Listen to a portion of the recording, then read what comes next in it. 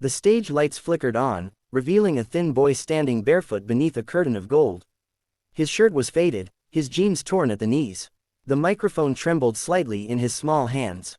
He looked out at the massive audience, hundreds of faces, cameras flashing, judges whispering. For a moment, the noise of the crowd faded, and all he could hear was the beating of his own heart. Thump, thump, thump. Name, one of the judges asked. The boy swallowed hard. My name is Eli, sir. His voice was soft, but something about it made the room go quiet. And what will you sing for us today? He hesitated, then whispered, Hotel California. A few people in the audience chuckled. How could a poor, nervous kid like him sing a classic like that? But Eli didn't care. He wasn't there to impress, he was there to speak. Not with words, but with the only thing life hadn't taken from him, his voice. When the first note played, his eyes closed. The trembling stopped, and from the moment he began to sing, the entire room froze. His voice wasn't perfect. It cracked, broke, and wavered, but it was real.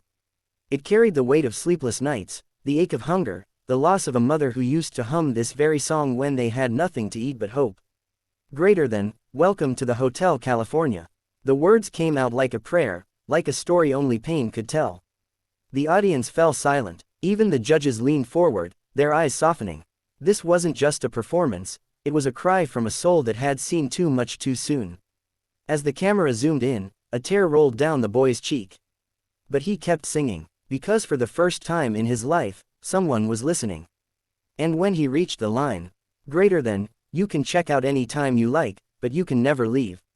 His voice broke completely. The hall went still. One of the judges, a woman known for her cold critiques, put a hand to her mouth. She wasn't judging anymore. She was remembering pain, loss, love, all through a child's trembling voice. By the time the song ended, Eli stood silent, staring at the floor. He thought he had failed. But when he looked up, tears were streaming down the judges' faces. And then, the audience stood. Every single person in that room rose to their feet, clapping, crying, shouting his name, Eli. Eli. For the first time in his life, he smiled. The applause echoed like thunder, but Eli barely heard it. He stood frozen, the lights burning on his skin, his heart still beating to the rhythm of fear. He had never been applauded before. Not once. Not in school, not on the streets, not even by his own father, who used to say, greater than, dreams don't feed you, boy. Work does. But tonight, something had changed. For the first time, the world had stopped to listen. One of the judges, a middle-aged woman with tears still glistening in her eyes, leaned forward. Eli, she said softly, that was one of the most beautiful performances we've ever heard. But, why this song? Eli looked up, hesitating. He didn't want to cry in front of cameras. But his truth was heavier than silence. Greater than, my mom used to sing it, he whispered. When we didn't have food, when my dad walked out, she'd hold me close and sing Hotel California. She said it made the world feel a little less cruel. The audience fell utterly quiet again. You could hear a pin drop. He took a breath, his voice trembling. Greater than, she told me one day, I'd sing it on a real stage. But before that day came, she got sick. A lump formed in his throat. The memory cut deep. Hospital corridors, cold nights, the smell of cheap medicine. Greater than, I promised her I'd sing it someday. I didn't have a guitar. I didn't even have shoes. But I had her words, never let the world silence your song. The crowd's faces blurred behind his tears. Even the cameraman quietly wiped his eyes. One of the judges, a man with a deep, calm voice, stood up. He walked toward Eli, ignoring the cameras. He placed a hand on the boy's shoulder and said, greater than, your mother would be proud. You didn't just sing, you reminded us what it means to feel. The hall erupted again, but this time, the applause wasn't for the performance. It was for the courage.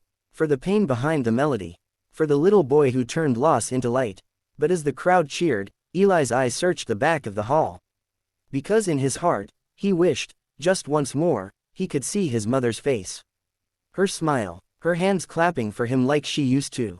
And for a split second, he imagined her there, standing among the lights, whispering the same words she told him every night. Greater than, keep singing, my son. Someone, somewhere, needs to hear your song. He smiled through his tears. He knew she was listening. When Eli walked off the stage that night, he wasn't thinking about fame. He wasn't thinking about money, or golden buzzers, or anything grand. He was thinking about his mother's smile, the one he had just seen in his heart. Backstage, producers and contestants crowded around him. Some hugged him, some simply touched his shoulder, whispering, "You made us cry." Eli didn't know what to say.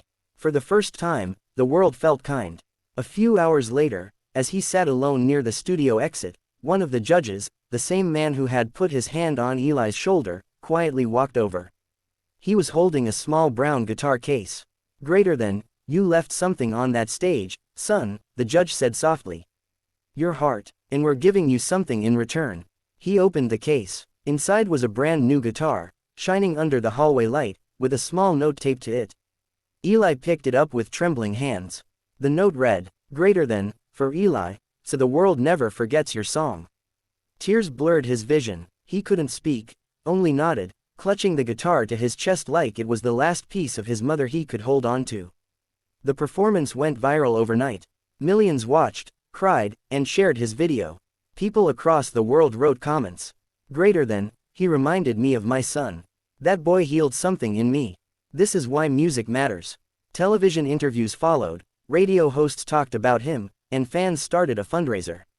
Within days, it raised enough money for Eli to have a home, a real home, with walls, windows, and a roof that didn't leak when it rained.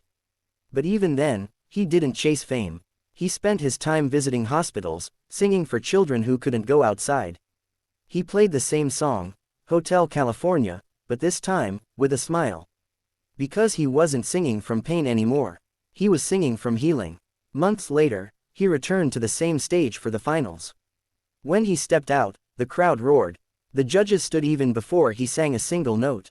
He looked up at the bright lights and whispered, "Greater than, this one's for you, Mom." The music began, but instead of singing alone, the orchestra joined him, violins, drums, a soft piano. The once poor boy now stood in the middle of a symphony of sound. He sang with peace this time, his voice rising like sunlight after a storm. And when the last note faded, there was silence again, that deep, sacred silence that only true beauty can create. Then the audience stood, not in applause this time, but in reverence. Some wiped tears, others simply smiled through them. The woman judge whispered, "Greater than, this isn't just a singer. This is a miracle." When Eli walked off stage, he looked up, as if through the roof, beyond the stars. He whispered, "Greater than, I did it, Mom. You can rest now." A warm breeze brushed across his face. And for a fleeting moment, he swore he heard her voice again. "Greater than, I never left, my son. I was just listening." Years later, people would still talk about that night. The boy who had nothing but a dream. The song that made the world cry. And the moment when music proved that pain can become power, and that love, even after loss, never truly dies. Because sometimes, the smallest voice can carry the loudest truth. Greater than, you don't need to have everything to touch the world. You just need a reason to sing. Musical note.